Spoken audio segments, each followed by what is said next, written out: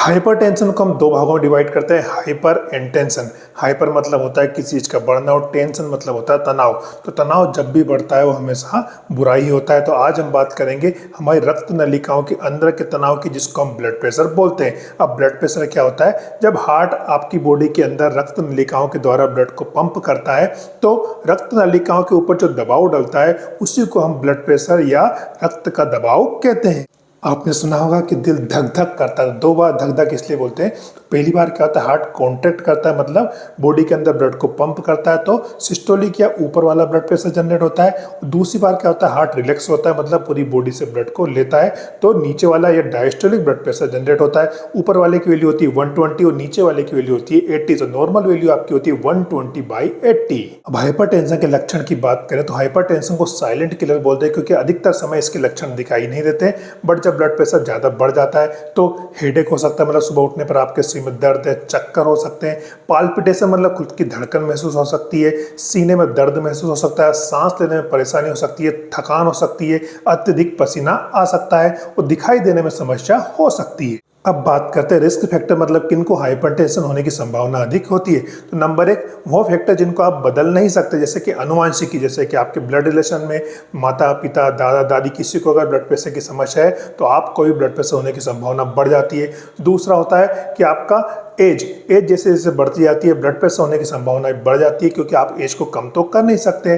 तीसरा होता है इन्वायरमेंटल, जहां आप रह रहे हैं कई बार उसका प्रभाव भी आपके ब्लड प्रेशर पर पड़ सकता है। अब बात करते हैं जो रिस्क फैक्टर आप बदल सकते हैं, जैसे कि अगर आपका मोटापा अधिक है तो मोटापा कम कर सकते हैं, अगर आप स्मोकिंग एल्कोहल करते हैं तो उसको बंद कर सकते हैं, आप अत्यधिक नमक की मात्रा लेते हैं तो उसको कम कर सकते हैं, तनाव कम कर सकते हैं, फिजिकल एक्टिविटी अगर कम कर रहे हैं तो उसको बढ़ा सकते हैं।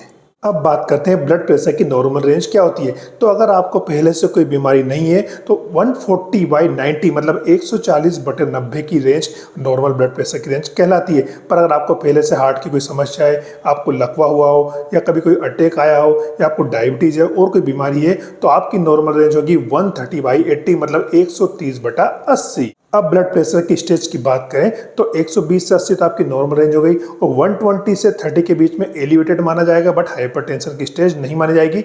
एंड 130 to 140 के बीच में systolic blood pressure and diastolic blood pressure 80 to 90 के बीच में स्टेज 1 हाइपरटेंशन होगा। एंड 140 से अबव और डायस्टोलिक 90 से अबव स्टेज 2 होगा। और मोर देन 180 अगर आपका ब्लड प्रेशर आ रहा है तो यह हाइपरटेंसिव क्राइसिस होती है, जो कि इमरजेंसी कंडीशन होती है। ऐसी कंडीशन में आपको तुरंत हॉस्पिटल जाना चाहिए। हाइपरटेंशन के कॉम्प्लिकेशन की बात करें तो क्या क्या हो सकता है, तो ऊपर से बात करें सबसे पहले ज़्यादा ब्लड प्रेशर बढ़ने से आपके ब्रेन के अंदर नस फट सकती है, मतलब ब्रेन हेमरेज हो सकता है। आंखों की बात करें तो आंखों की नस फटने से आपको दिखाई देने में परेशानी हो सकती है।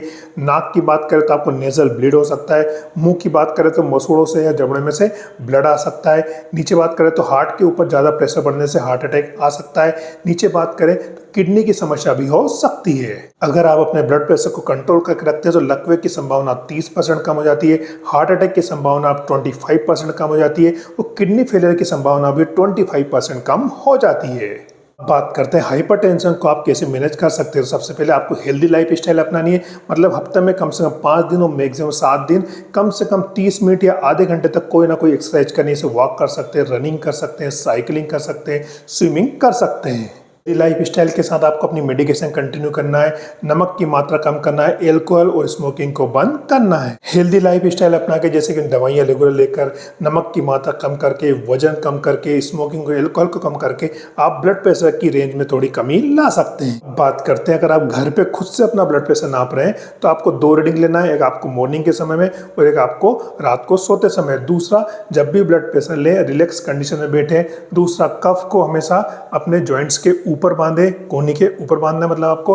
दूसरा, ब्लड प्रेशर जब भी लें उसके आधे घंटे पहले आपको स्मोकिंग, एल्कोहल या कोई सी ड्रग्स नहीं लेना है। एक बात ध्यान में रखना है, अगर आप खुद से ब्लड प्रेशर नाप रहे हैं तो इसका मतलब ये नहीं कि आप अपने डॉक्टर से सलाह लेना बंद कर दें।